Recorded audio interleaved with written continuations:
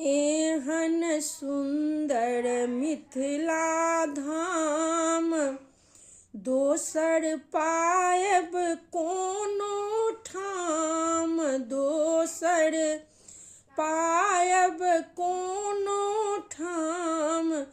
हे दुल्हा दुल्हिन सिया राम जनकपुर में। हे दुल्हा दुल्हिन सिया राम जनकपुर में। हमरा ककरो नहीं आस, जखन मिथिला हमर बास, जखन मिथिला हमर बास, जखन